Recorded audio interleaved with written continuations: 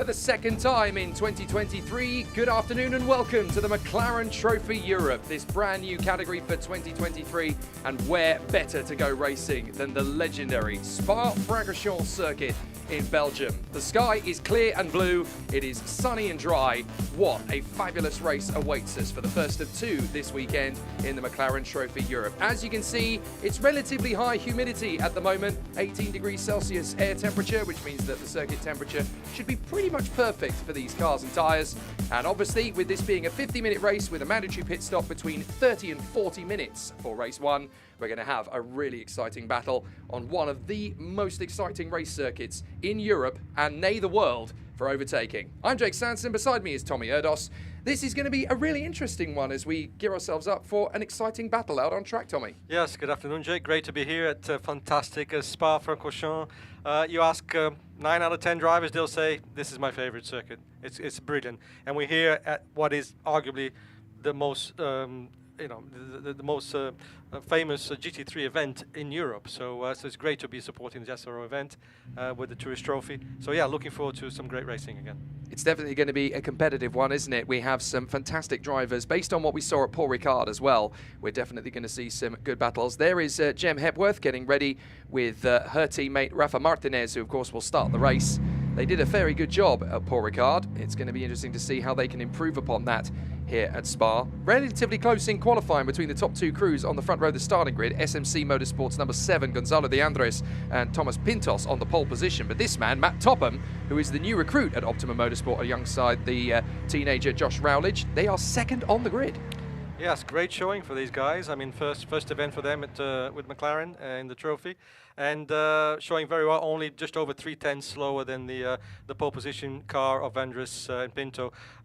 So those two cars really at the front have very well balanced sort of crew on the two drivers in each car. So it'll be interesting to see how they take the fight up to the number 7 car. It's a solid pole position in the 570S class as well for Team Brit, those fabulous young lads, Bobby Trundley and Aaron Morgan. We'll keep an eye with them as they battle away for position. And speaking about Aaron Morgan, Gemma Scott is down there on the starting grid to have a word with the man who'll take over later in the race. Aaron, obviously a class pole for you, which is fantastic. A long way to go though to the front of the grid. Yeah, a long way to go to the front of the grid, but we're on the class pole, so there's no better place for us to start from. What a fantastic weekend we've had so far, so hopefully we can make this race just as fantastic. And it's glorious weather right now. I mean, it's got to be a pretty special time to be driving around the Spa circuit. Yes, it's incredible. You know, it's lovely sunny conditions, as you say. Such an iconic track. Just feel very lucky, very privileged to be here, really. Well, have a fantastic race. Thanks for talking to us. Thank you very much. Brilliant. Wonderful to see the guys from Team Brit putting on such a fantastic showing so early in the Spa weekend. Here's Mark Hopton for the Greystone GT squad. Looking very good from 4th position on the grid. He'll have his teammate Euan Hankey take the car a little bit later on. They were very quick last time out at Paul Ricard. They were very impressive indeed. I mean, they obviously 2 races and 2 wins for them. So they're obviously leading the championship, and they're on the 2nd row, but don't discount them in any way. They're going to be strong. They have strong race pace. Those 2 guys are really both great drivers. Hankey, of course, are very, very fast. But Hopton did a fantastic job as well, Ricard, in both races. So they'll be featuring at the top for sure. It's going to be interesting to see how the differing crews manage things as we look at the Greystone GT car number 23. That is Oliver Webb, who is chatting away with Ian Campbell, who's going to be in the car to start us off. We talked about Rafa Martinez a little earlier on. Well, Gemma has found him. I wonder how things are going to go for that crew on their grid on position. Rafa, how special is it to be here supporting the biggest race, the 24-hour Spa? It's incredible, you know. I never dreamt about this a couple of years ago when I first got in a car and on the track, and being able to be here supporting this big race and just absorbing everything in, having a big group and a big family here, it's quite special. And of course the championship seems to be growing already. It is, yeah. You know, it's pretty exciting being just the first series and everything that we've been able to accomplish as a team, really as a grid. It's pretty exciting for the future and the growth it's going to have. Thank you very much. Have a great race, Rafa. Thank you. A very cool start to the CrowdStrike Spa 24 Hours weekend, with McLaren Trophy Europe being the first race on the bill. And it's Fascinating, isn't it, hearing these drivers, you know, they are so proud of this opportunity. It is the biggest sports car race in the world in terms of 71 cars all bidding for the same race victory a little bit later. The only class difference is between drivers, not between category or car. So this is a big moment as far as the GT racing world. It's the biggest GT race on the planet, and these guys supporting it. This is just the beginning of a long journey to hopefully see them on the grid maybe next year or the year after. Absolutely. I think it's great that the McLaren Trophy has joined forces with SRO. They are absolutely in the right place to be seen by these teams. And yeah, I mean, it's the legendary 24-hour of Spa. So down on the starting grid, David Foster is ready to speak with Gemma Scott. I wonder how he's feeling going into this first race of the weekend. David, a difficult place to be starting from, but not too far with only 13 cars ahead of you. How are you feeling? Optimistic. We'll see how it goes. I think yesterday was the first ever time I've driven this track, so I was on a massive learning curve. We didn't have a great session yesterday afternoon because I put it in the wall. So the guys have done a great job getting the car on the grid, to be honest. So yeah, we'll just see what we can do, really. Absolutely, just a case of keeping your head together and driving. But they were just working on your car. What were they working on? Just a little bit of the floor. Might have been a bit loose from where they've been doing quite a lot of work on it. Okay. But I think it's all sorted. Excellent stuff. We'll have a fantastic race, David. Thank you. Thank you.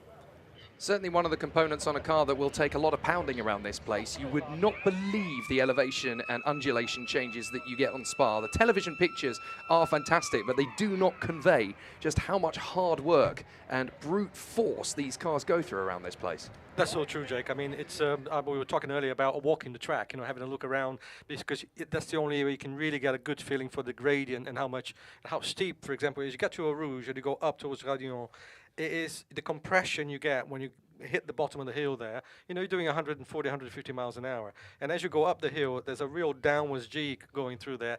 And obviously the whole car goes through it. I remember back in the day when we were racing in LMP, we had issues with power steering racks because they were actually deflecting that much through the compression. So it's you know, it's ups and downs. It's like a Oulton Park on steroids, this place. It's just a phenomenal place to race. And these cars, they are very quick. You know, these are basically the Artura Trophy is effectively a GT4 race car unrestricted. So we're talking, you know, a lot of horsepower and very lightweight. You know, so these guys will be shifting around this place. It's the motorsport roller coaster Circuit de Spa-Francorchamps. What an amazing location for the second weekend in the McLaren Trophy Europe. Now, last time out at Paul Ricard, obviously people were just getting to know the format and the regulations. Now they've got a bit of a handle on them this second weekend, but the form is slightly different. Mark Hopson and Euan Hankey that won both the races last time out, only starting 4th on the grid for this one, so it definitely gives us an indication that it's going to be a little bit more of an intense battle. If they want to get back into the winner's position, they're going to have to make 3 decent overtakes in order to get to that stage. So it's definitely going to be an exciting and very hungry battle out there on the racetrack. And it's nice to see that not only do we get these battles within the driver changes, but we did see some good wheel-to-wheel action on the circuit itself at Paul Ricard last time. I think it was a great advert for the new series. Some great racing, not only you know, amongst the pros, you know, the driver coaches, but the AM drivers, the bronze drivers were really getting stuck in. Ian Campbell did a fantastic job. You know, he actually brought the car in the pits inside for the driver change in the lead. Ollie Webb took over. Unfortunately, they had punctures, very unlucky punctures. But watch for that car. That car would absolutely be featuring in this race. Very strong pairings. But also, you have to think about the fact that they have success penalties now for this event. So the order of race 2 at Paul Ricard, they now have some success penalty applied to them. So, you know, the Hankey and Hopton car, for example, they are going to be adding another 5 seconds, I believe. No, sorry, I'm looking at the wrong car. So they'll have 7 seconds because, of course, they won the race at Ricard. So in their total elapsed time in the pits, which is normally 2 minutes 22 seconds, add 7 seconds to that. That makes a total of 2:29. So they've got that extra 7 seconds to make up as well. So it's going to obviously make things very competitive. You've got to remember that this is a championship that is meant to promote wheel-to-wheel on-track battles for the competitors. Matt Topham for Optimum Motorsport. This is a brand new opportunity for him, and he starts second on the grid. Talk about pressure for your first race of the season. But the beautiful Gulf colours of the SMC Motorsport car, Gonzalo de Andres, the Spanish driver, lining up on the front of the starting grid. No pressure, Gonzalo, but that's going to be very tricky going through La Source for the first time, and certainly on that run down the drop of Eau Rouge and up to Radillon, on the climb up to Les Combes. You're definitely going to have a lot of hard work keeping these guys behind. The McLaren Artura safety car running at the front end of the field to run around the formation lap. Two cars on the starting grid, the Artura and the 570S across the two categories. So obviously that's going to continue through the course of 2023. The idea eventually is that it's going to be an entire fleet of Arturas, and that is really going to be a spectacle once they arrive, as hopefully a full grid of beyond the 20 mark for 24 and 25 and beyond. Absolutely, I think that's very realistic to expect that. You know, we've just started a series at Paul Ricard, between 15 and 20 cars already showing up. So it's looking very strong for the series already. I mean, obviously, the difference in classes, you have the Artura Trophy running effective, as I said, unrestricted GT4 cars up to 585 horsepower. Of course, the GT4 counterpart runs with the BOP, you know, with the balance of performance, which then reduces them to about 420 to 475 horsepower. So these are, you know, there's another 100 horsepower on top of that, and they're actually a little bit lighter. So they're 50 kilos lighter than the GT4 car. So these are very rapid machines. And of course, the 570S, then you've got an increase of power on those as well for the trophy series, that from 450 to 540. Now they're a little bit heavier than the Artura at 1430 kilograms, but you know, they're not slow.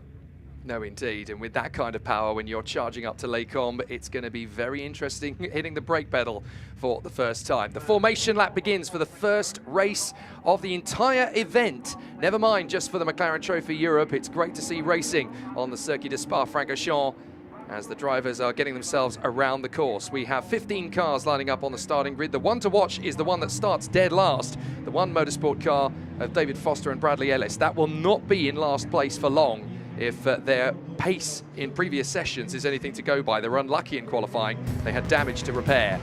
So let's talk you through the formation lap and the starting order of the McLaren Trophy Europe here at the Circuit de Spa-Francorchamps. It's SMC Motorsport alongside Optimum on the front row of the grid, De Andres and Matt Topham. Then Mohammed Khalifa in the Inari Motorsport McLaren number 13 will be lining up on the second row of the grid alongside the Greystone GT of Mark Hopton.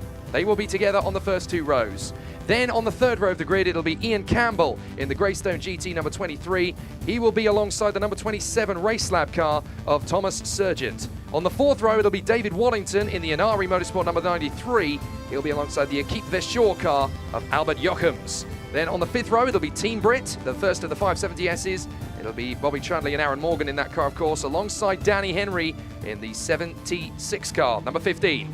Then it is Sean Pendrich and Stuart White in the Greystone GT car on the sixth row of the grid, alongside the sister car of Rafael Martinez and Jem Hepworth. Then the Greystone GT number 80 is next up, 13th on the grid for Ron Trenker and John Lancaster. And then the One Motorsport number 53, that is Neil Langberg and Ross Kaiser, and they are just in front of the 11 car of David Foster and Bradley Ellis. Now, this formation lap, obviously they're trying to work up the tyres, work up the brakes to the optimum temperature, because around this place in particular, lap 1, turn 1, you need to make sure that the tyres and brakes are going to do what you ask of them. Absolutely. The beautiful thing about Spa is that the lap is long enough that you will give these guys a good chance to get plenty of temperature in them. But they are learning about the car still. Yes, they've had 2 races at Paul Ricard, but this is still a learning curve for them. They are very ably backed by very professional drivers, the driver coaches or the pros, who will have told them exactly what to do to get enough temperature so that they form up for the start with the right temperature on tyres and brakes. So there is your field, your competitors getting ourselves ready for the Circuit de Spa-Francorchamps. 50 minutes around this circuit. The pit stop window will open at the half-hour mark and will shut 10 minutes later, so with 10 minutes to go. And it's entirely up to the drivers out there when they come into the pits. This is going to be a really interesting challenge out there on the course as the drivers are gearing up ready for the start of a fabulous encounter. There's not many places in the world like this to go wheel to wheel. And certainly for all of the drivers out there, this is quite the excitement that they are going to sign themselves up for as they plant themselves flat on the throttle around some of these apexes. When you start looking at things like Cobb, Paul Frere, and various other incredible runs up through Blanchimont and up to the final chicane, it is a really exciting run for all of the contenders. So it is going to be really exciting. Obviously, as well as having the 570S class, we also have an AM class battle within that. Danny Henrey versus Team Brit, essentially. I say Danny Henrey because he's the only driver in the number 15. He's definitely going about this the hard way. And Team Brit running in the number 68, of course, the car being shared by Aaron Morgan and Bobby Trundley. Now, this is an unusual one for a GT race in the sense that, unlike many of the other categories, it is not a rolling start, it is a standing start. So this is definitely going to be a tricky one. Absolutely, and obviously if you ask De Andres, he had a pretty tricky moment at Ricard, failing to get off the line. Again, trying to get to grips with the starting procedure of these cars. They are, you know, they just needed time to learn it. But I'm sure he's learned from his mistake at Ricard. And let's see what happens. He's on the front row again. Pole position twice, or 3 times now. So let's see how he deals with that. So the final preparations then for the first race of the weekend in the McLaren Trophy Europe. Jake Sanson and Tommy Erdos with you in the commentary box here as we prepare for battle. The green flag flies at the tail end of the field, and we are ready to set sail for a 50-minute voyage around this Spa-Francorchamps circuit. Lights are out and we go racing here at Spa. A fantastic run and a perfect start for Gonzalo de Andres this time. He's going to have a little bit of pressure around the outside from Matt Topham, but it looks clean and safe and sound to me. The top 5 have kept themselves very much to themselves. No disasters, just a little bit of gravel kicked up there around the first corner. But other than that, everybody has kept it clean. It was the 27 of Thomas Surgeon that just dropped a wheel onto the gravel. And as they charge down Eau Rouge up towards Radillon and then on the run to Les Combes, everybody keeping it nice and tidy on the opening lap. Already Bobby Trundley has got his dander up trying to go after Mark Hopton. And there is a great little charge up the straight already. Up the Kemmel straight they come towards Les Combes. There's already a couple of battles going on. It looks like it's Noah's Ark out there. It's 2x2 hurrah all the way. And they are having some brilliant little duels. There is the 42 car of Albert Jochems trying to get through on Thomas Surgeon after his little trip in the gravel trap. But everybody has managed to keep it nice and tidy through the first sector. Great first few corners there. Very difficult always at the start of the race, but these are all the bronze drivers starting the car. None of the pro drivers are in, and really hats off to them. They've done a fantastic job getting through the first few corners. So already it's De Andres versus Topham, just as we saw in qualifying. And then Campbell has made a very sensible start, coming from 5th on the grid, the 3rd row, up into 3rd position. So he's made a very smart start of it. Khalifa in 4th, then Jochems, Surgeant and Hopton. A bit of a difficult start for Waddington. He's actually ended up falling into the clutches of the 570Ss so far. Langberg has made a reasonable start. Martinez hasn't done too bad a job. As the drivers work their way through, it's already wheel-to-wheel stuff as Hopton has managed to get in front of Jochems there. So Hopton and Jochems having a very tasty battle at the start of things. But this run up the top, and they come through Cobb, Paul Frere, and then on their way up to Blanchimont, and this is where Topham is really going to have an opportunity now. Hustling the Spaniard, Gonzalo de Andres. They're using completely different lines as they come up through there as well. Topham trying to size up an opportunity on the first lap, I think, to try and get past Gonzalo de Andres. Uses the brake pedal just a little bit through the left-hander, but manages to keep a lot of speed and a lot of pace. And now up into the braking zone, big time for the chicane. You've really got to stop this on the apex. Good acceleration. Gonzalo de Andres beginning a little bit more aggressive on the line than Matt Topham, but he's able to get good purchase through. A bit of a twitch there from the 77 of Hopton in the 570Ss. No problems at all for Bobby Trundley to lead the way. Topham already having a look at Gonzalo de Andres into the 2nd lap. We go. And Campbell there in 3rd position, already 3 seconds back. Bring this battle on between the two, though. De Andres and Topham having a terrific duel. And it's all going to be about who makes the first mistake. It's definitely hotting up at the front. De Andres under a lot of pressure there from Topham. You can see he's very defensive on his lines. And let's see how long he can hold him for. But just running a little bit wide there at the top of Radillon. You really don't want to do that too many times. No, these guys need to start looking after their track usage. You know, track limits is a very hot topic, and yeah, they need to kind of keep it between the white lines. So now we've got a nice little battle coming towards us. It's the 13 of Al Khalifa going wheel to wheel with Surgeant. Al Khalifa's held on to it for the moment, the Bahraini, but now he's going to have a bit of an issue on the exit of Les Combes. But he's held it well. That was a little bit of pressure there from Mohammed Al Khalifa, but he's been able to secure the inside apex there and get the car stopped. A lot of other drivers might have rolled off the brake a little bit too early, lost the back end. He controlled it quite well considering. Great job by Khalifa there. He was, again, featuring very heavily in the races at Ricard. He's definitely a top contender, and obviously with Charlie Hollings in that car as well, when he takes over, he'll be very, very strong at the front. So watch out for that car at the end of the race. He'll definitely be fighting for podium positions.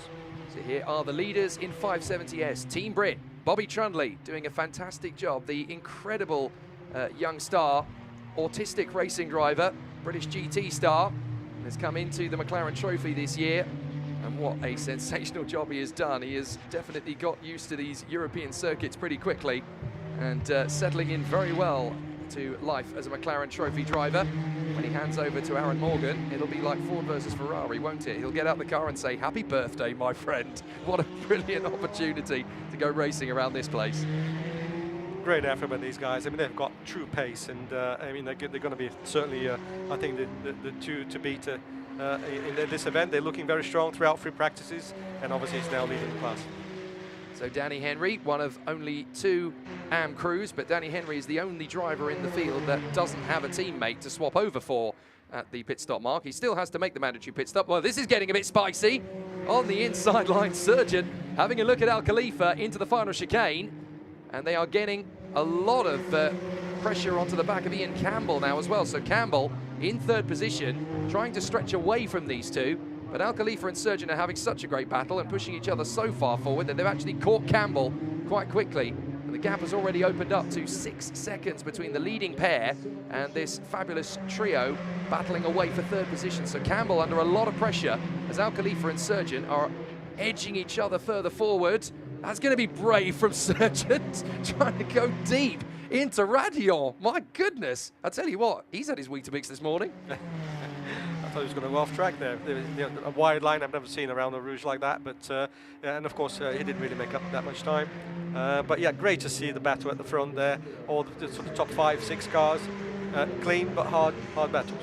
Looks like Trenka has lost out to Foster, so Foster making his way through Eau Rouge and up Radion. And there's Rafael Martinez trying to make up for lost time as well. But the Greystone GT car in front of him is obviously going to be giving him a little bit of pressure down the Kemmel Straight.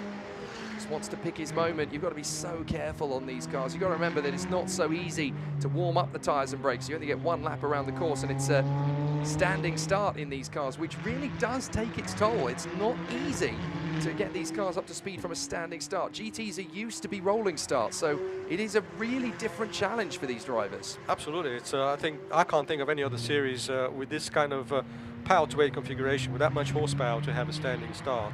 It is, as you say, put a lot of strain on the drivetrain, and of course the drivers need to learn how to get it offline, because of course these cars don't have a clutch like conventional clutch. It's so you need to build enough revs and hold it on the brakes and let go at the right time, the right sort of rev range. So yeah, but obviously everybody got offline well.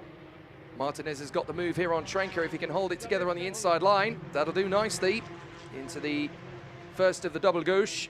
Left-handers at what used to be known as Pouon. And that's nice and tidy from Rafa Martinez, able to keep a very solid line as he went through there on Trenka. So Trenka losing a couple of places. Now, here we go, De Andres versus Topham. De Andres trying to get the car stopped on the way into the chicane. He really is feeling the heat from Topham, isn't he? As we watch the battle, it's not a trio anymore, it's a quartet, because now Hopton has caught up to the back of them. Yeah, so you can see obviously they're effectively holding each other up a little bit, and the trail that begins in 3rd place with Campbell is actually beginning to make up some ground. So yeah, this is turning out to be a great race at the very front. Now the pro drivers sat in the pits will be hoping that it stays relatively as close as this in the battle for 3rd position, because then they're going to have an amazing race when they get out of the pits later with those 4 pros going at each other hammer and tongs. This is great work from Gonzalo de Andres, though. Matt Topham was actually 0.4 of a second quicker than him on the last lap, and yet, despite all that pressure, all of that adrenaline pumping through the veins, he has held it together quite nicely, and he's still got about 0.7. It's not a big gap, but it's enough to just give you that little bit of time to process in the braking zone. figure out when you're going to get back on the power, how much of a steering input you're going to get. It just gives you that tiny bit more breathing space. Absolutely, 100%. And what these guys now need to start to really do the maths on what's going on track is obviously when they come in the pitch, they'll have the success penalty added to it. So obviously Campbell doesn't have any penalty at all. So when Webb gets in the car, they will only stay in the pits for minus 22 seconds. Now car 7, De Andres, they have 5 seconds added to their pit stop, and so does Khalifa, which will have 3 seconds added. So all of that will play a big part when they come to the driver change. So Campbell really wants to hand the car over to Oliver Webb in as strong a position as possible. Third place would do very well indeed if he can just hang on us off the road drifting there. Surgeon and Hopton just find a little bit too much curb than racetrack. It just shows you how much confidence you have to try and carry through the exit of the second of the double gauche left-handers. It's not easy to get the car turned in. You've really got to have faith that you've got the acceleration absolutely right. The line is just so. And it's not easy to run right in behind the rear wing of the car in front either, because you get that dirty wash, especially when you're on full lock, full speed. Yeah, that's very true, Jake. And of course, these cars have benefited from an upgrading aero from the GT4 cars, so they do have a certain amount of downforce, and when you follow that closely, you will interrupt the air coming at the front end of the car. Now, the car number 77, Hopton and Hankey, they did obviously fantastically at Paul Ricard, but really Hopton needs to get a move on and trying to get past Campbell if he can. Or is it it's Al Khalifa now. Khalifa, so he really needs to, and now obviously got all of these cars behind him harassing him, so he needs to get through it because they have 7 seconds added to their pit stop. So Surgeon managed to get through past Al Khalifa on the last lap to get into 4th position. Al Khalifa's trying to get back at him whilst also trying to shake off the attentions of Mark Hopton. He is absolutely on offense and defense simultaneously. Hopton's got a good run out of La Source. So Al Khalifa moves to the middle of the road to cover any opportunity down through Eau Rouge, then up through the right at Radion, climb up the hill. This is where Hopton can really start to put pressure on Mohammed Al Khalifa again. Along the Kemmel straight. Oh, pushing so hard. Actually gets a nip of grass blades there. I'll tell you, this is great racing. The bronze drivers are putting such a great display. This is why this is becoming, the most incredible, Pro-Am championship that we have in Europe, with where the bronze driver really gets all the time in the car, and they're putting out such a great display now. It's good great driving. Racing, isn't it? It's absolutely terrific. All 4 of these drivers just running to the edge of what the car can do, what they feel they've got confidence to do as well. And it really does give you such an indication of A, the challenge of the car, B, the challenge of the circuit. There's not been a massive amount of mileage on these McLaren Arturas, and these guys are really pushing it to the absolute limit. Fabulous machines, these. As they come through to the double gauche, again, Mohammed Al Khalifa just losing a little bit of time there to Surgeon, but he's got bigger problems. He's got Hopton in his rear view mirrors, lunging large. Yes, Hopton pushing very hard. You can see that coming off the track a little bit, so he has to watch track limits, but at the same time, he does need to get through. Remember, he's got 7 seconds added to his pit stop. That's quite a bit of time to make up. So yeah, he needs to be making a move on.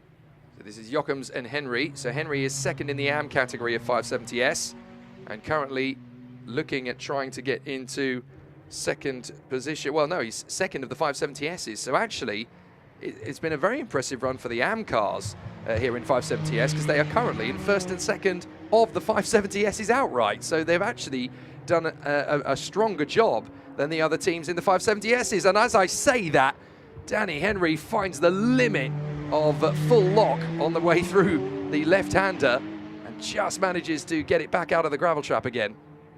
Yeah, Henry did a great job at Paul Ricard, also, obviously, but with that comes, as I mentioned many times now, the time penalty. So when Henry comes in the pits, he'll have 7 seconds added to his time.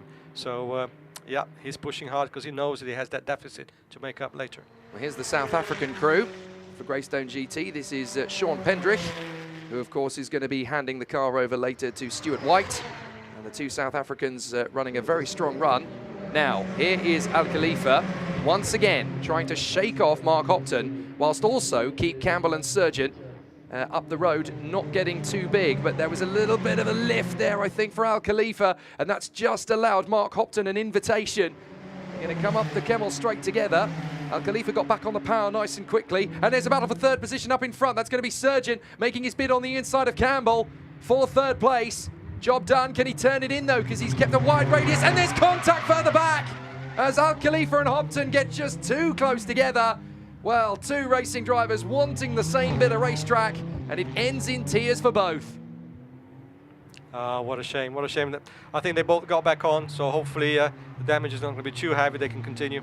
But fair play to Surgeon. I wasn't entirely sure he was going to make the corner at Lacon because of that tight radius, but he managed to slow the car down enough to not only hold the position, but actually give himself a couple of car lengths on Campbell. So nicely done there from Tom Surgeon. He's managed to get himself into third position, and that definitely puts him in a better position as he hands the car over to Michael O'Brien in the pit stop phase.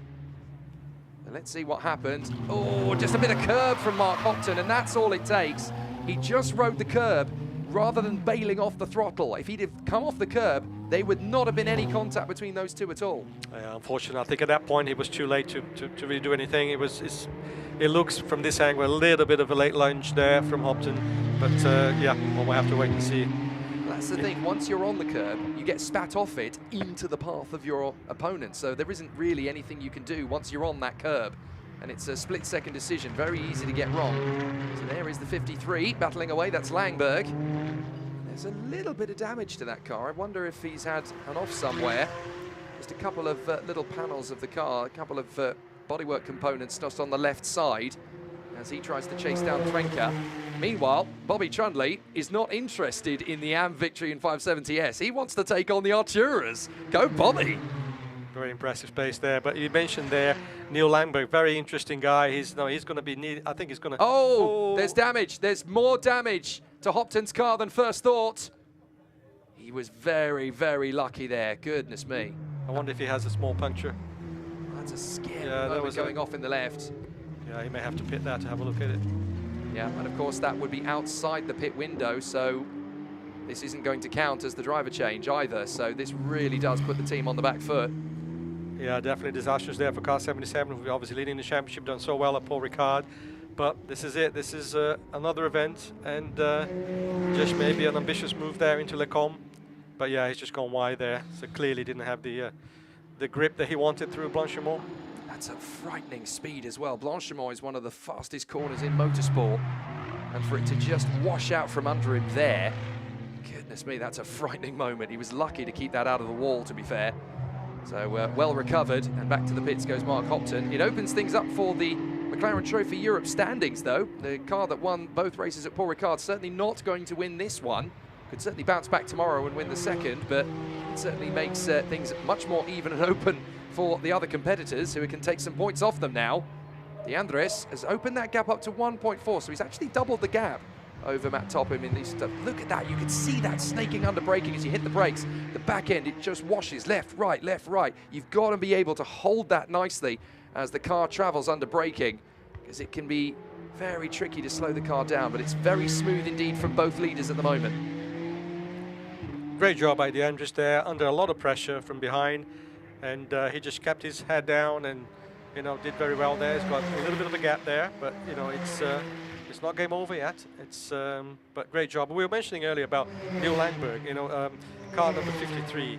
I believe he's going to be 70 years old this year, and it's an amazing. And you may have noticed, some of you watching, it has on the side of the car "Race for RP," and that's relapsing polychondritis. That's quite a mouthful to say, but it's a rare autoimmune disease that attacks the cartilage in your body, and they're obviously trying to raise awareness and, more importantly, money to support this great cause.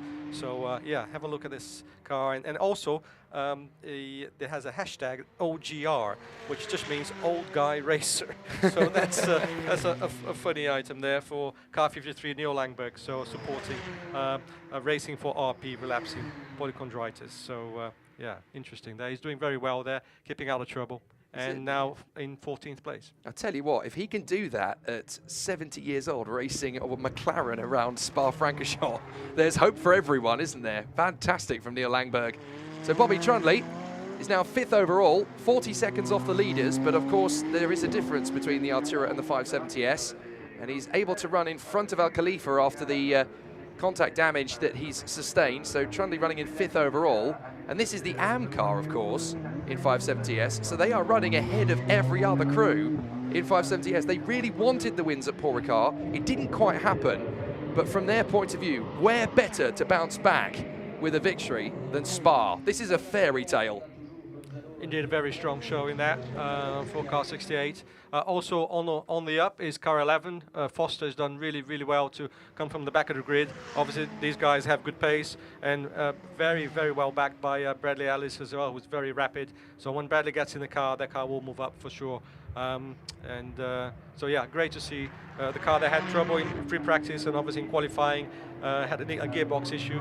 It wasn't so much a gearbox, but it was actually the cable, the electronic cable that plugs into the gearbox, effectively the umbilical cord to the gearbox that became unplugged probably after the accident on free practice. So great to see them moving up the grid. Well, we're watching the battle for 11th now. This is David Foster battling away with Rafael Martinez, the American.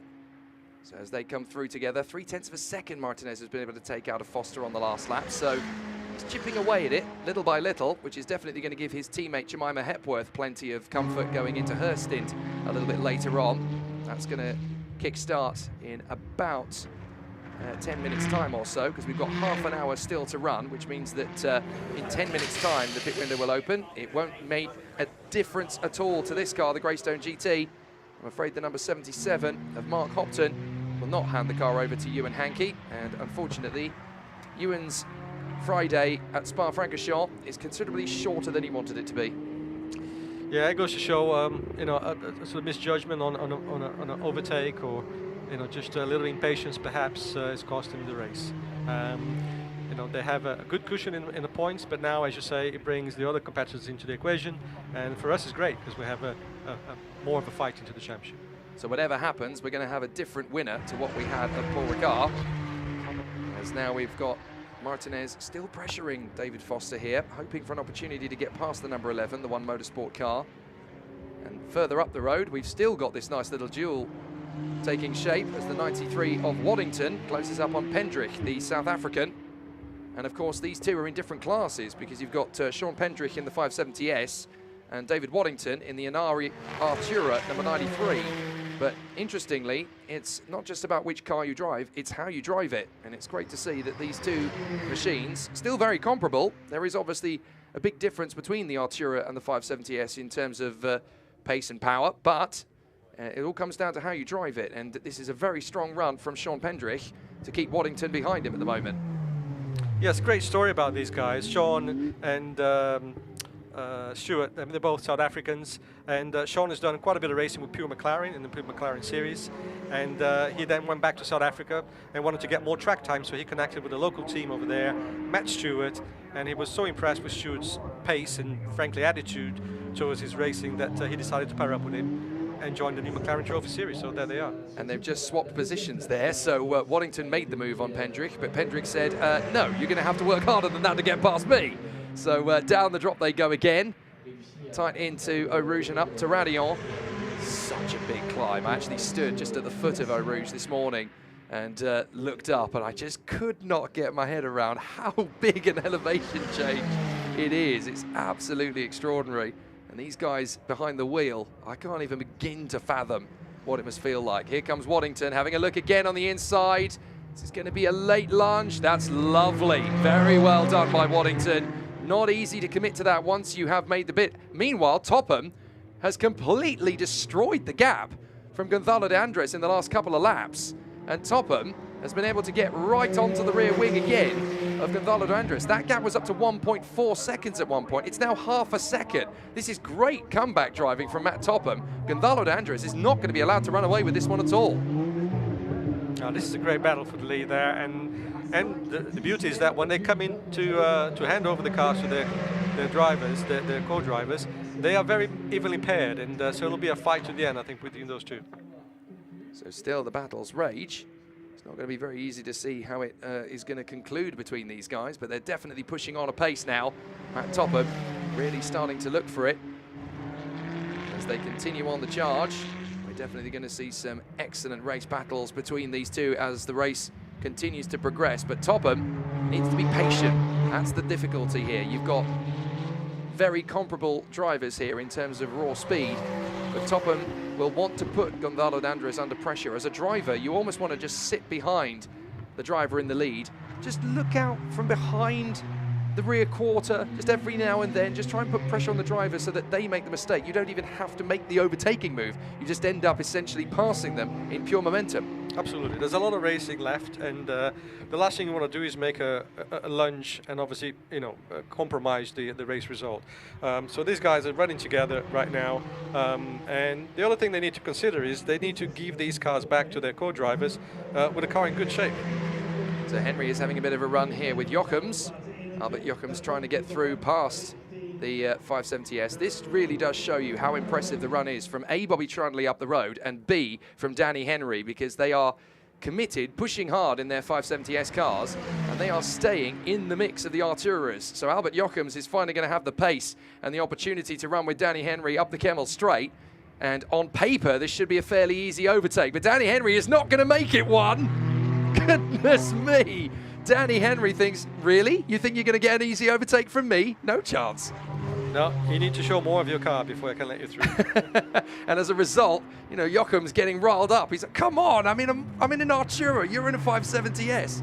But absolutely not. Danny Henrey is not going to comply. He doesn't have to. He's racing him for position. So they're having a terrific scrap. This is exactly what this championship was all about. Now, we've got a nice quorum going on here. We've got Pendrich, Foster, Martinez and Trenker all at the same part of the racetrack together. So this is, we've got side by side the leaders coming through, haven't we? So these are the leaders lapping the back markers. So the Andres and Topham, they've just managed to lap Trenker. They've also managed to get past Langberg. So the next one they've got to lap is going to be Rafael Martinez, the 24. And he, of course, is still locked in a battle with Foster. Now, interestingly, Gonzalo de Andres actually has to try and get past on the top of the hill. Now, that was a pretty scary moment, but Topham, I think, has timed it slightly better. Up the Kemmel Straight they go, and as a result, Gonzalo de Andres is absolutely married to the inside white line, trying desperately not to concede the corner into Les Combes. And this is exactly what Topham wants. He wants his car on the racing line. He wants de Andres defending like crazy, because that's where he's going to make that slight error in judgment, and it's going to be potentially better for Matt Topham. But both drivers are coping with the pressure admirably. Great job by both guys. Oh, a slight mistake there, but he's just recovered. See, now the track temperature is also warmed up quite a bit compared to qualifying. We are good 12 degrees hotter. These guys need to stop to think about looking after the brakes, the tires, and well, that's all gone. That's Jochems. So Albert Jochems, who was desperately trying to close up on Henry, and that's at the final chicane. He manages to get going, though, so we avoid a safety car. But that's Jochems just trying as much as he possibly can to put one over on Danny Henrey and getting frustrated and making the error himself. Not entirely sure what happened. Here we go. Let's find out. Oh, he's gone for the move. Into the chicane as well. Up on the sausage curbs. You've got to hope that that doesn't spit you into the side of Henry. Henry tank slaps it. Please don't tell me it drifts into the path of Jochems. No, it doesn't. So there's no contact. But has Jochems lost the car on the way out? Certainly tried to go through the final apex of the chicane, and the back end comes around. There we go. Oh. Yeah, too early on the power there. Eager, obviously, to try and get through the 570S, but yeah, it is just. Oh, goodness me, Matt Topham throwing everything at it in the final chicane. I've never seen anybody do that outside a video game and get away with it. That is absolutely brilliant from Matt Topham, pushing so hard. The back end steps out. He controls it. He rolls back on the power through the left, and now he gets himself onto the tail again. This is terrific between both these drivers, throwing everything at it and giving as good as they've got. This is great to see the bronze drivers really, power sliding the cars and in full control of it. I mean, it's a great credit to the handling of these cars. They're basically GT4 cars. So mechanically, they're very sound. They're very progressive and forgiving. And yeah, so as you can see, all the bronze drivers doing a great job, racing hard, all in control. I am amazed and delighted that he got that car stopped, because it was very sideways. Well done to Matt Topham. Now, cutting through the traffic. This is Surgeon. So Tom Surgeon still having a very solid race of it, now working his way through the traffic. The gap back to Campbell is about 3 seconds, so you definitely don't want to trip over the back markers at this phase. Yeah, I would wait if I were you. That was very nicely done. It can be very tempting when you've got a slower car in front of you to just dive for the gap and make it happen, and then you end up tripping over a back marker by just being too keen. Exactly. We saw what happened to Hopton, so you know, it pays to just have a little bit of, you know, lose a second or so, but you're still in the race. Yeah, it's almost like taking 2 steps back to go 3 steps forward later, so it's definitely patience that works out there. Discretion sometimes needs to be the better part of valor.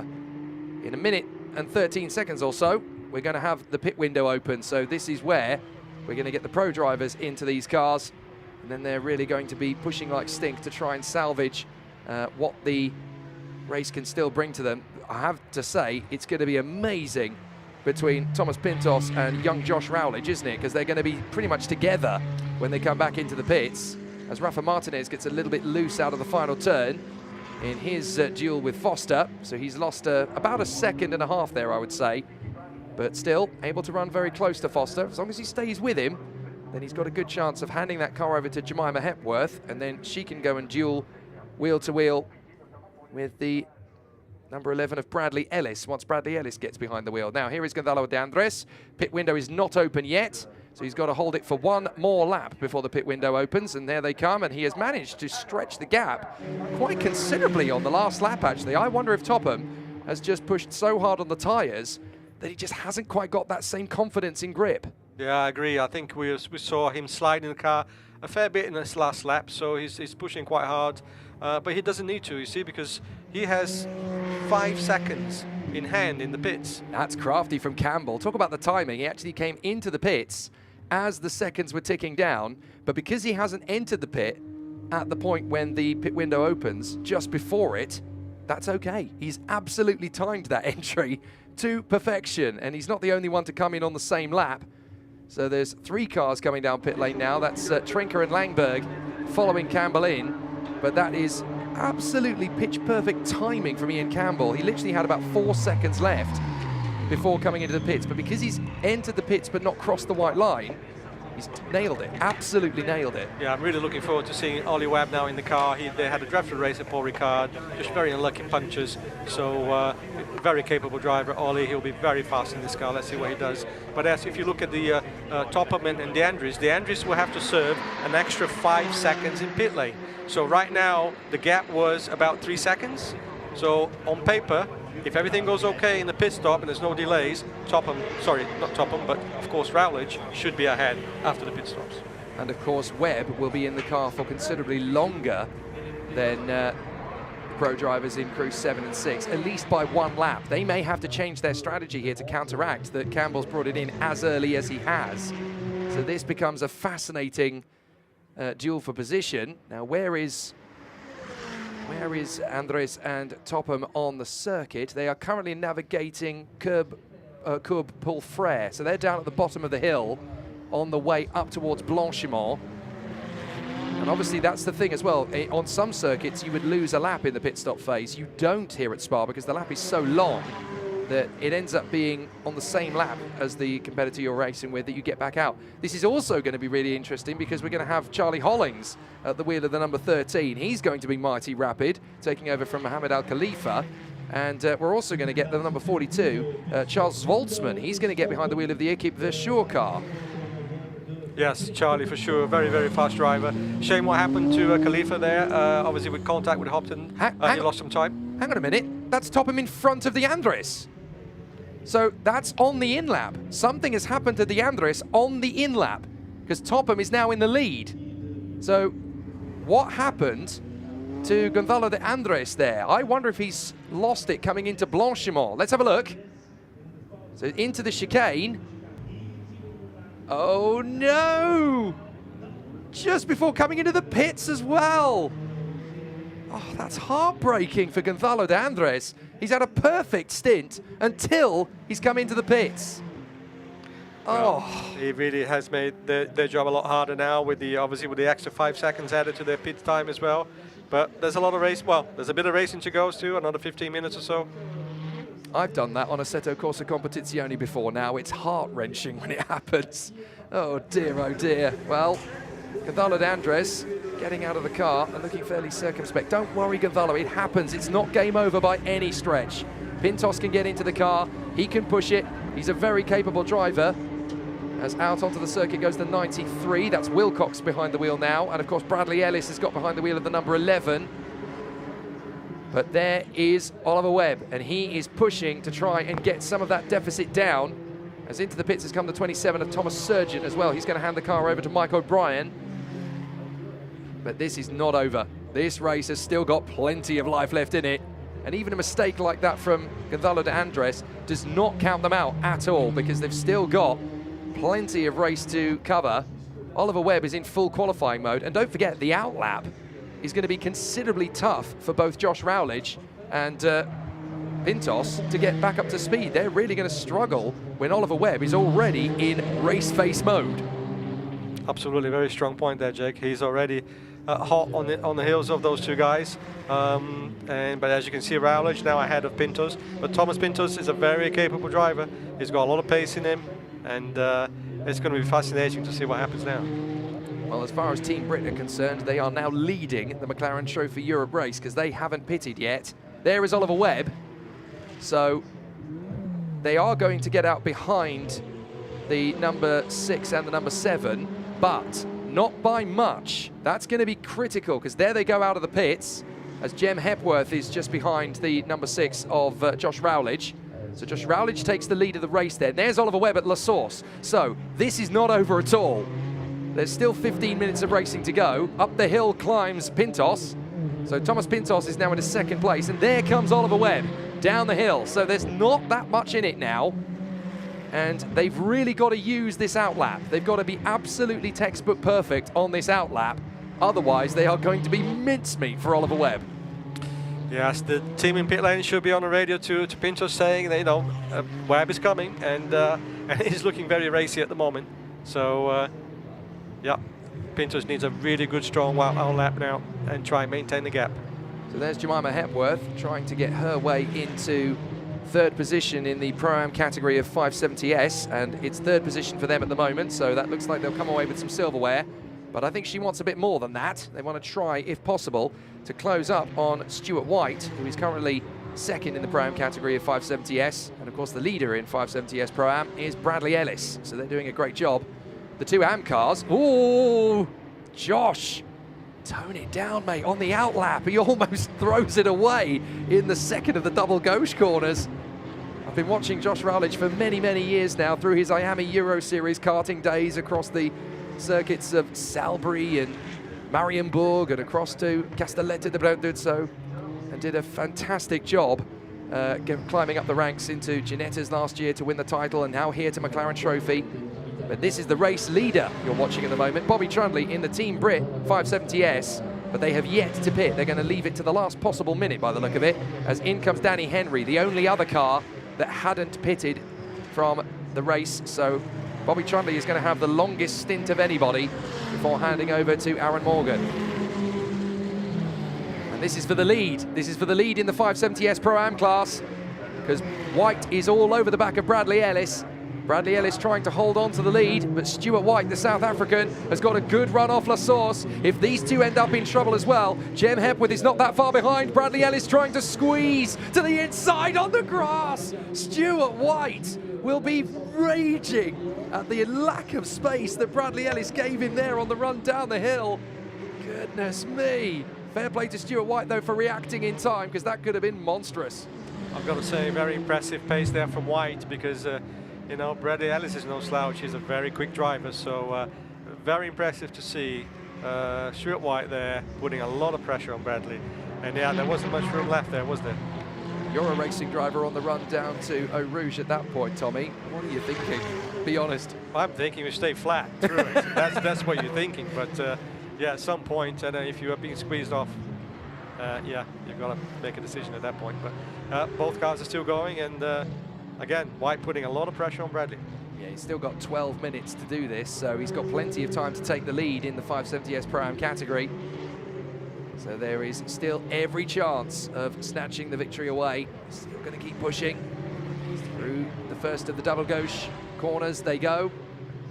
And again, Stuart White just reading the situation as calmly and as smoothly as he can. They both run the gauntlet there on the outside curb. But that's what happens when two racing drivers are given the same bit of racetrack to play with and a victory is up for grabs. You're not going to leave anything on the table. You're going to give it everything you've got. So again, good pressure. Bradley Ellis holding the lead. Stuart White intimidating, just throwing everything he can at Bradley Ellis's rear view mirrors. I'm here. I am going to push for every single ounce of strength and steam I've got. Do not even for a moment get off that throttle, because I will take the gap. I will take advantage as Bobby Truntley finally brings the leading car into the pits. Is this going to be a lunge into the chicane for Stuart White? They come through the top of the left-hander. This is the opportunity now. Who's going to be bravest on the brakes? Well, Bradley Ellis has positioned the car in the middle of the road. That's so smart from Bradley Ellis, because Stuart White didn't really know whether to commit to the left or to the right. Bradley's certainly feeling the pressure there, but he's a veteran. He knows what to do, where to place the car, and this is a great battle. So we have battles now on both classes. They are really, really top-notch. Stuart White hoping to get a better exit than Bradley Ellis. This time he's going to go right. Do you really want to flirt with the pit wall? Well, Bradley Ellis is going to make you work for it. God dear, oh dear. Bradley Ellis is an absolute tyrant to Stuart White right now. And Bradley Ellis will be feeling the heat of this. He'll be seeing Stuart White in the mirrors like an angry wasp at a picnic. Come on, back off. Leave me alone. But Bradley Ellis wants this win, and Stuart White wants it just as badly, if not more so. Absolutely fantastic battle between these two, and they're putting the pressure on, but they're both under pressure, and what they need to watch now is track limits. And of course, they need to be watching that, because they'll get penalized, and they need to keep it within the white stuff. There you go. That's it. That's about legal. A little bit beyond that, and you've got into trouble. And again, Bradley Ellis just covering off the inside line there. Very tricky part of the course, this. Then they come through the left-hander, the corner with no name. Trying to get back on the throttle.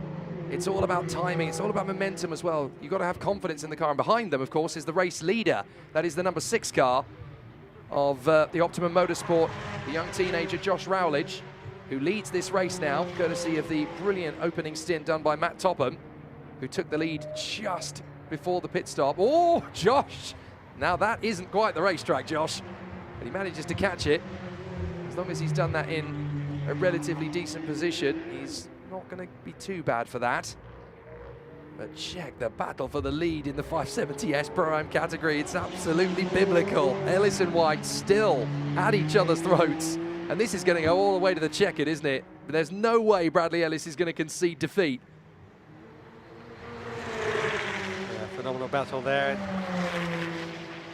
Josh Rowledge leading his first event as well. Fantastic for the 17-year-old current Ginetta champion. So Stuart White actually had to get on the brakes up through Blanchimont there. He just had to tap the brake because he knew that Bradley Ellis was going to squeeze him. Yeah, I think by now Stuart White realizes that he is up against a very experienced driver, and Bradley is well within his rights to move offline and block the line. Here we go. This is Thomas Pinto. Yeah, this is for P2. So Pintos is now trying desperately to keep O'Brien behind him, and Michael O'Brien has been systematically chipping away at the advantage. There, he gained 2.4 seconds a couple of laps ago. He's gained 1 second on the previous lap, and he's gained another second now. So here comes the move. Oh, well defended by Pintos. And Mike O'Brien's got a faster run out of La Source. So this is now going to be about whether he can commit to the inside line. I think he's going to just blip the throttle here. Just wait a moment. That's it. He needs to wait a moment and time it just right for the top of the hill at Radion. Perfect. That's exactly what you want to do, Mike. Excellently done. So now he's going to be in the draft, up the Kemmel straight, and surely all he's got to do is place the car in the right position into the braking zone for Les Combes. But this is well covered by Pintos. O'Brien goes long, goes deep. Pintos has got to cover carefully whilst also leaving a little bit of room. That's well defended, but it's also good offense from Michael O'Brien. We've got a great battle for second. We've got a great battle for the 570S lead. So everywhere you look, there's something to engage. Absolutely terrific. Well, I wish we had 2 monitors here, Jay, because I want to see what's going on in the 570S battle as well. Too right. Excellent racing from both categories. But Pintos really doesn't want to sacrifice any more time. Oh, just trips on the gravel there. And surely this is going to be the opportunity. No, it isn't. Nice try, but you're going to have to try something else, Mike. Yeah, it's coming into Pouan there. It's too fast an entry, that corner, to really have a move in there. But great to see these guys. Very, very hard racing, very clean though. They are giving just enough respect, and let's see what happens. Only just 6 minutes to go. This is one of those fabulous battles where at the end of it, they're going to get out of the car and say, that was pretty good fun, wasn't it, mate? Yeah, we really enjoyed that. Do you want a drink? Shall I buy you one? Absolutely. Oh, no, that's Aaron Morgan. Now, get the car in reverse and keep it going, and you should still be able to hold the lead. But that is very tricky. Now, Zvoltsman, I think, just managed to get through, but if they can recover in front of Danny Henrey, then they can still win the AM class. So Aaron Morgan just overcooking it in La Source, but hopefully he can get that started again. Meanwhile, second position overall and in the Artura Trophy is still up for grabs as O'Brien goes long on the brakes again. Pintos again covers smartly. I don't see any safety car warning, so I think Aaron Morgan has been able to get that car going again. But Zvoltsman has, of course, got through. So now comes the opportunity for Michael O'Brien. Has Pintos left the door wide open? Well, he covers it on the way to the braking zone. And look behind you, boys. You've got Oliver Webb steaming in behind you. The more Pintos holds up O'Brien, the better this is for Oliver Webb, who is catching them hand over fist. Yes, and Webb just posted the purple sector there. He's flying. He'll be definitely on top of them within a last lap or so. So O'Brien has been setting 225.9s. Webb has done a 226.5. Pintos is on the 228s, so it's very tricky indeed for them at the moment. Now, there is Aaron Morgan. He's got himself back up to pace again, and that is Wilcox in front of him. So Henry has taken the lead in the AM category, unfortunately, for Aaron Morgan. But they're still going strong. They've just lost out to Wilcox. I wonder if the tyres just got a little bit too hot for him. Yeah, you can see the cars are sliding a little bit more now, of course, towards the end of the race. But great to see that Morgan actually was able to find reverse gear. You know, so often when that happens, you know, you get flustered or the gearbox just doesn't engage. But it's great that he's back on track and hopefully still getting the podium. Yeah, still looking good for that second position in the AM category. Meanwhile, this is for second overall. And Michael O'Brien still all over the back of Tommy Pintos. Oliver Webb is loving it. He's seeing it in the distance going, right, the two of you can just continue to scrap, cost each other some time, and I'll gain both of you. Oh, goodness me. I mean, they're in the 228s at the moment. Nearly 229s, Pintos and O'Brien holding each other up. Webb is going about 2 seconds a lap quicker than both of them. Yeah, Webb's got pace against those two guys, so he's going to be right up amongst them. How much we've got left? 3 minutes, so that's 2 laps. Just about 2 laps. Considering that Webb is only 2.7 behind them at the line last time, this is going to be a three-way battle, no question about it. This is looking like a great finish, yes. And we've still got great racing in the 570 as well, because Bradley Ellis and Stuart White, that battle hasn't died either. They're still going for the victory. So we've got 2 amazing races to watch here as Bradley Ellis, again, just confusing Stuart White on the brakes. Where are you placing the car? I'm going to be annoying. I'm going to place it right in the middle. And that's what Tommy Pintos is doing as well on the 27 of Michael O'Brien. And there is Oliver Webb. Here we go. 2 brilliant laps to go. And Oliver Webb is ready to steal second from both of them. Yes, this is, again, a great finish to a fantastic race. And we have to mention Rowledge at the front. We haven't seen him, but he's doing a fantastic job, obviously leading the race. Not only that, but his pace is really strong. And quite often, obviously, quite rightly, the camera is on where the battle is. That's great to see that. But yeah, big mention there for Josh Rowledge doing a fantastic job in their first race. I completely agree. His first ever McLaren Trophy Europe race. He always had a little bit of a win it or bin it style in his karting days. He was very quick, but also very erratic. And it's in full credit to what Optimum Motorsport have done to cool him down, to smooth him out. And he's becoming such a more rounded racing driver these days. It's wonderful to see how Josh Rowledge has suddenly turned it on in the last 18 months as a professional driver. He is going beautifully at the front here at Spa, and it doesn't get much sweeter than this, does it? In a McLaren, at Spa, out in front by 16 seconds, and the gap is growing, not getting smaller. Here's Webb, 4th position. Now he's got to pick his moment very carefully, because you've got Pintos and O'Brien, still dueling away for a lap and a half. But if he keeps his car in the right place, he can shoot out past both of them while they're holding each other up. Yeah, well, that sounds like a great story, but the reality right now, looking at these guys, they're very evenly paced.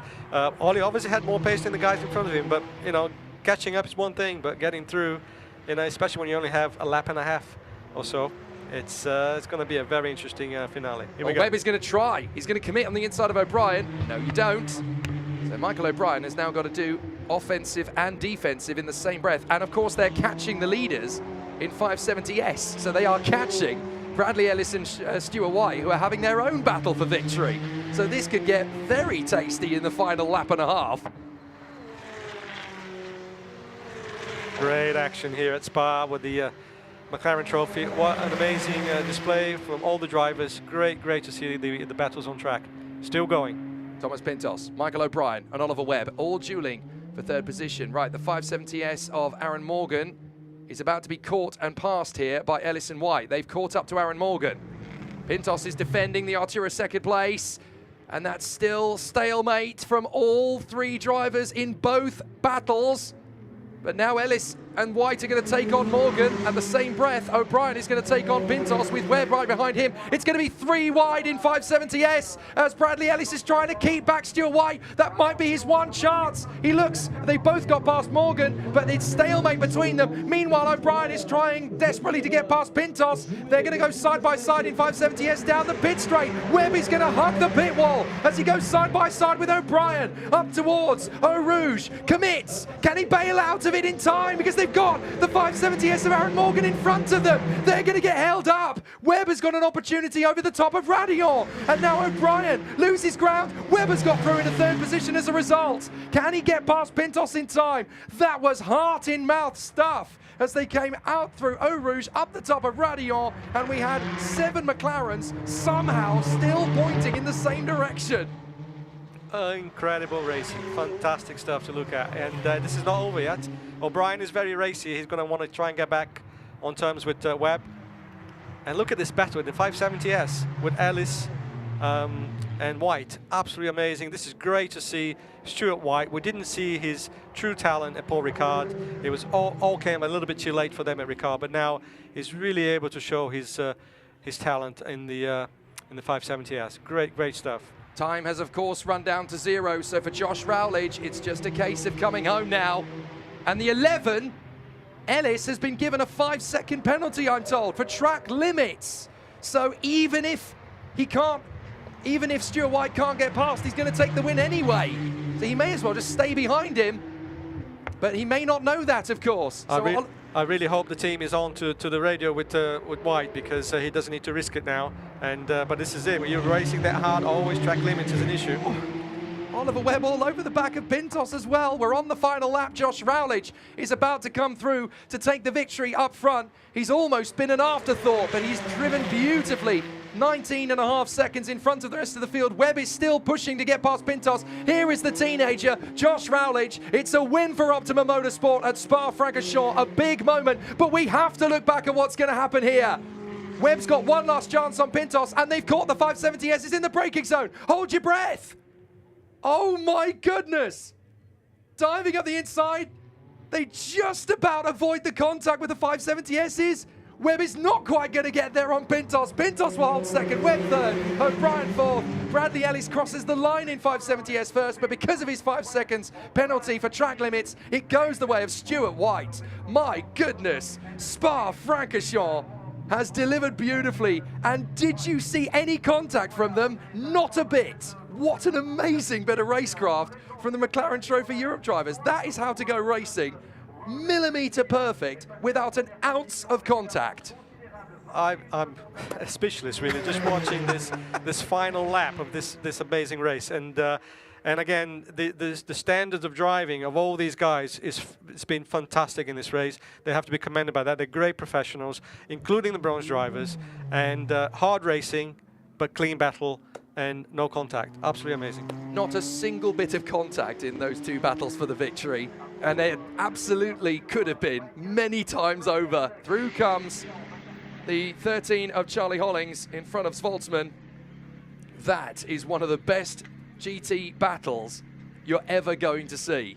That was inch perfect, millimetre perfect from some of the best GT drivers in the world in the McLaren Trophy Europe's second weekend. Wow. Absolutely wow. There is no better way to kickstart this CrowdStrike Spa 24-hour weekend. That was entertainment by the bucketful. Every single lap there was something to watch. Every single lap there was a battle going on. And look at that, the driver's embrace. Thanks for making it worth fighting for. Great stuff. Incredible stuff, yeah. And I think Ollie Webb there knew that obviously they came up to the battle in the 570S category and they couldn't risk the car through that. But, you know, another 2 or 3 corners, perhaps Webb would have been on the podium there. But great to see Webb and Campbell finish the race, a strong 4th, and they can look forward to the next race. And who knows, maybe they'll get on the podium. When those drivers look back on that race and watch it again, they're going to realise why they're a racing driver. How about that? Tommy Pintos, what a great performance to hang on despite all the pressure in the world from Michael O'Brien and Oliver Webb. That is why you go racing. Oliver Webb enjoyed that, didn't he? Oh, he loved that. He loved that. Yeah. And well, you know, I love the respect they have with each other there, and it doesn't mean that they have to give an inch. You know, they race as hard as you race them, and but great to see camaraderie. So what does it mean to be a racing driver? To answer that question, just go back and watch that race again, because it really was fabulous. So let's catch up with the top 3. Oliver Webb in 3rd with Gemma Scott. Ollie, did you enjoy that? It looked like you were having an absolutely sterling time and epic driving. Yeah, thank you. It was so fun. I mean, we were lacking a bit of front end compared to where we were in quali. Ian's been doing amazing. Yesterday we had really good pace. We knew in traffic with our car it was going to be a little bit tougher, but as soon as I saw the 570s ahead, it's the only time I've prayed for traffic, so these two could get backed up a bit and we could start using a bit of racecraft. So it's been really fun, really, you know, hard, aggressive, but gentlemanly racing. So yeah, I loved it. Well done, fantastic drive. Thanks, Ollie. That was vintage motorsport around Spa, wasn't it? Truly, truly magnificent. Yeah, absolutely. Great display of fantastic driving, and yeah, very entertaining to watch.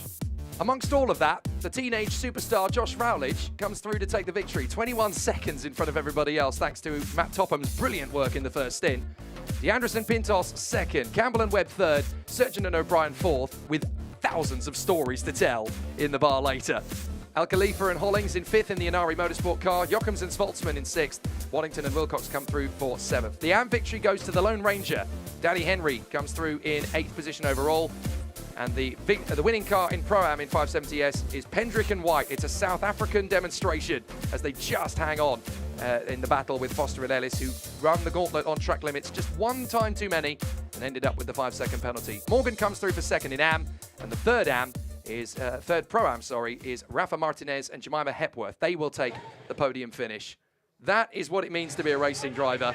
That's why you invest all the time, the money, the effort, the hard work, the perseverance, the determination to go motor racing. So you can get out of the car at Spa-Francorchamps in the McLaren Trophy and show everybody what motor racing is all about. That was wonderful. So the 2nd place crew, Thomas Pintos is down there with Gemma Scott.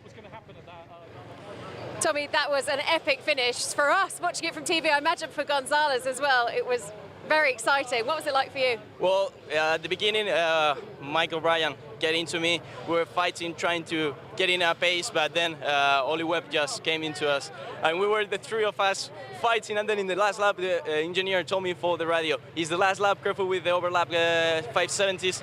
So we're trying to overtake them so fast, trying to get into the inside for not leaving any space for them. And in the last corner, yeah, with the 2 of them trying to get into the pace, it was very good, very fun for me. It was absolutely brilliant. Gonzalez, for you there watching on, you set it up from the beginning of the race, of course. Yes, the beginning of the race is a very good race, and Tommy have a very good job in the last of the race, and I am very happy from the team SMC and the sponsor McLaren Barcelona and others, and push tomorrow. Well, congratulations to our second place drivers, and of course, huge congratulations to our winners with Optimum Motorsport. Unfortunately, they've not made it to the podium as of yet with the way that the pits are laid out here at Spa, but I'm sure we'll see them up on the podium shortly. Thank you very much, Gemma. It looks like, yes, Josh Rowledge has ended up parking up in the wrong part of the pit lane, but when you've just won a race after all of that hard work, and you're a 17-year-old wonder boy, I think you can forgive him that one. What a stunning opening race of the weekend in the second ever weekend of the McLaren Trophy Europe here on the Circuit de Spa-Francorchamps. Right from the outset, Gonzalo de Andres and Matt Topham gave us great quality on the first lap. Just the slightest moment into the first corner for Thomas Surgent on the gravel. We had this big moment. Unfortunately, it all went wrong for Mark Hopton and Mohammed Khalifa. The latter able to keep going, but it was very clear and very apparent that there was not quite enough left in the car of the number 77 Greystone GT to keep going. Danny Henrey pushing all the way to try and get the AM victory, and even keeping the Artura or two at bay. A great opening stint for Bobby Trunley in the Team Brit car, but then the moment that defined the race, a big error for Gonzalo de Andres on the way into the pits. He recovered it quickly and got back into the pit lane, but the damage was already done for the number 7's lead, and it would hand the number 6 car over to Josh Rowledge with a comfortable advantage. From there, the teenager pulled away. Aaron Morgan slipping up in the harder to control Team Brit car than normal. That handed the AM victory over to Danny Henrey, and then came this glorious closing battle in the final 5 minutes. Maneuver after maneuver after maneuver, great racing. Josh Rowledge coming through for the win, and then we had the mother of all runs to the final chicane, with 6 cars very close together, and proper motorsport had by all in the McLaren Trophy at Spa. What an amazing battle. The teenager Josh Rowledge for Optimum Motorsport gets the victory, and that's just the first of our 2 races. From Jake Sanson and Tommy Erdos, we'll be back tomorrow for race 2 here at Spa. What an amazing event it's going to be.